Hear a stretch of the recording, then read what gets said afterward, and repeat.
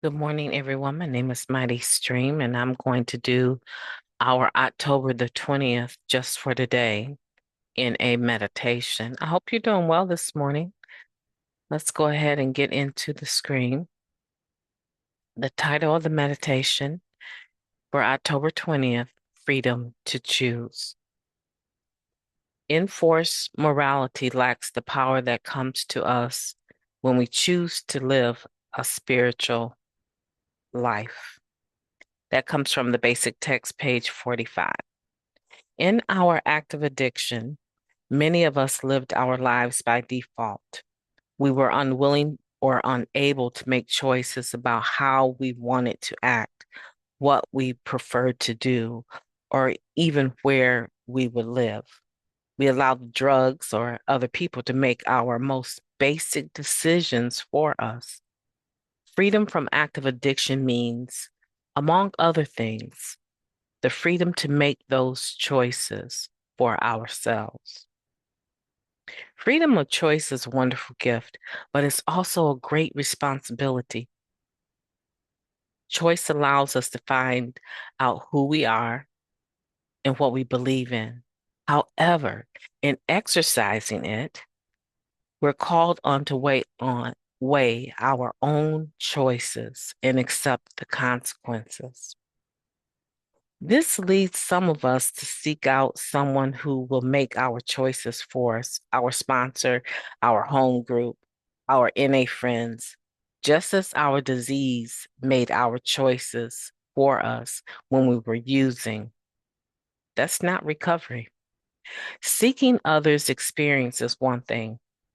Abdicating personal responsibility is something else.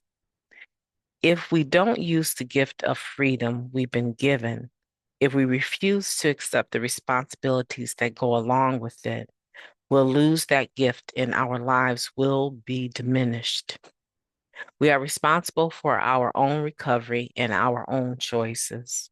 Difficult as it may seem, we must make those choices for ourselves and become willing to accept the consequences. Just for today, I am grateful for the freedom to live as I choose.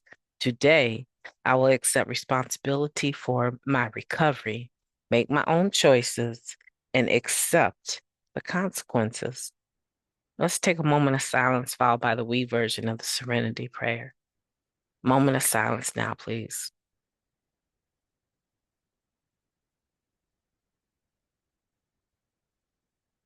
Thank you. God, grant us the serenity to accept the things that we cannot change, the courage to change the things that we can, and the wisdom to know the difference. Just for today, please and thank you. Wow, what a wonderful meditation. I love this particular quote. I generally will use this quote when I'm talking about religiosity, when I'm talking about organized religion and the rules or doctrines, regulations that come with organized religion. I think of that as enforced morality because a lot of us, even though we have, I would say, religious background, we were raised a certain way, we find ourselves and have found ourselves, if we're listening, we've found ourselves landing in Narcotics Anonymous as using addicts seeking recovery. And there's that contradiction when you think about religiosity and um, our bodies being, I would say, like our temple, and we're supposed to not do anything destructive towards our bodies. When we think about religiosity and enforced morality, all of the rules and regulations that go along with our various faiths, because we all have different faiths, but generally speaking, a faith structure will have things that it expects for its members, believers to do. And one of them, which is a very basic one, is to take care of our physical bodies. not to put things inside of our bodies that are unhealthy. So I'm hoping that you understand that I'm talking about all systems, all faiths that, um, generally speaking, require or ask that its members, its believers, take care of themselves. I don't know of one single religion or faith that is like, yeah, go get high. Right? Yeah, yeah, come wasted. We want all our members to be wasted. Right? I don't know of one. Right? So that's a basic thing, but this particular um quote here is something that you want to remember and you want to take note of and put in your basic text in the back when we're talking about um, enforced morality. We're talking about, um, let's say, maybe parents, even. That can be a structure that many of us are used to. We were raised by parents for the most part, right? So parents even have their systems that they expect children to abide by. And for the most part, unless you got high high with your parents, I do have a story to tell about that, getting high with parents. I never did it, but I do have people that let's say people that I know, right, that have that experience of actually getting high with their parents. We're not talking about those parents. We're talking about the ones that raise their children with the understanding, say no to drugs, right? So even they have a system, parents have a system of enforcing morality upon their own children. Most of us would have to say that we understand this particular quote. Enforced morality lacks the power that comes to us when we choose to live a spiritual life. So it's saying enforced morality, these systems, they lack the power to actually do what we can do for ourselves, which is to make a choice to live a spiritual life. When I choose to live a spiritual life, which is different than a religious life, religious life can include a spiritual life, but when I make the choice that the spiritual life is what I'm seeking, spirituality is what I'm seeking. When I dig into that and I unpack that, what I understand is that that spiritual life requires that I have my senses and that I'm functional, that I'm able to make my own choices. Choices are not made for me by default. I don't advocate them to my sponsor, to the group. I don't go around, what do you think I should do?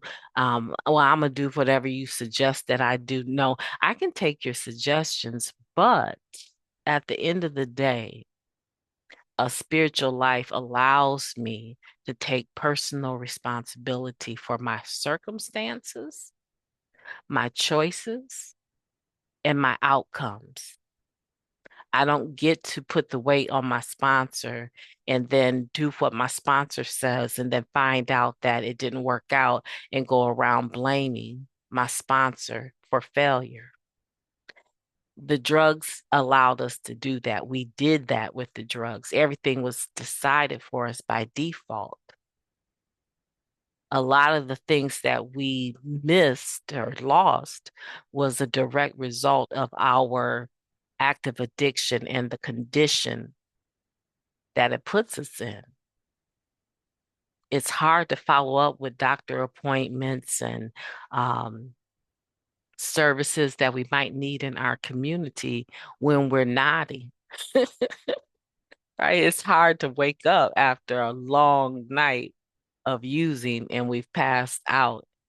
It's hard to keep those appointments. So a lot of times the homelessness, the illnesses, the inability to move through systems so that we can become educated individuals, right? A lot of times the systems that we miss that could benefit us, the resources that could benefit us, we lost the opportunity because we were high.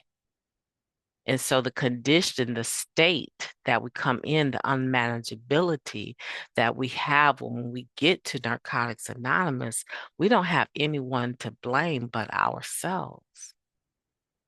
Unfortunately, when we first get here, we're blaming everyone else, but we eventually understand that we are responsible for the wreckage of our past, that those things that were wrecked, dismantled, in active addiction were our responsibility. The using drugs made the decision for us. It was our priority. We chose that. But when we become spiritual minded and we are principled and we come into Narcotics Anonymous and we start living this program of recovery, we find that we have a freedom that's been given to us, and that is to make choices. And we value that. I hope you value that. I know I value that. And I don't always make the right choice, but I am a lot more able to deal with the consequences of making the wrong choice because I know that I was the one that made the choice. Nobody else made that choice for me. And so as we grow and mature in recovery, we want to keep that in mind.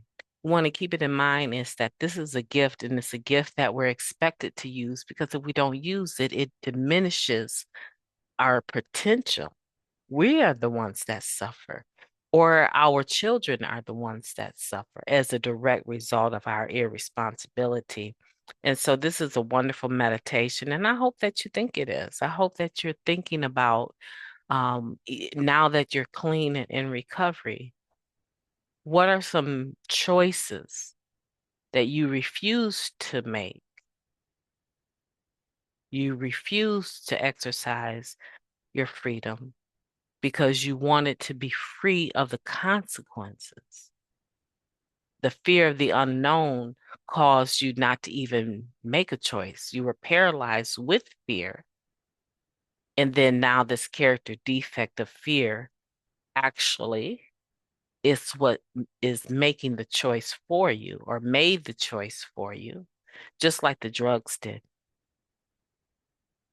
Now that's a dotted line from our present to our past.